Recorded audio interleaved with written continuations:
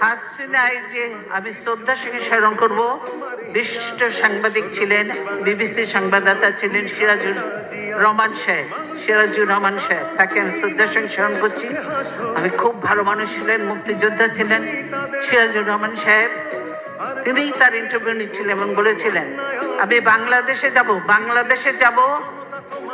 যাব রাজনীতি করার জন্য নয়, প্রতিশোধ নেওয়ার জন্য। হাসিনা এই কথাটা বলেছে, উনি বলে এটা ঠিক হচ্ছে না, কিন্তু হাসিনা বলেছে আমি প্রতিশোধ নেওয়ার জন্য। তাই আজকে প্রতিশোধ নিয়ে বাংলাদেশকে একদম খোকলা বানিয়ে দিয়ে, বাংলাদেশকে একদম ধ্বংস করে দিয়ে, সমস্ত প্রতিষ্ঠান ধ্বংস করে দিয়ে বাংলাদেশকে তলাবিহীন ঝুড়ি বানিয়েছিল। এবারে তার থেকেও নিচে কোথায় কোন কি বানাবে আল্লাহর নামে, বাংলাদেশকে ধ্বংস করে দিয়ে তিনি হয়তো দেশের থেকে চলে যাবে।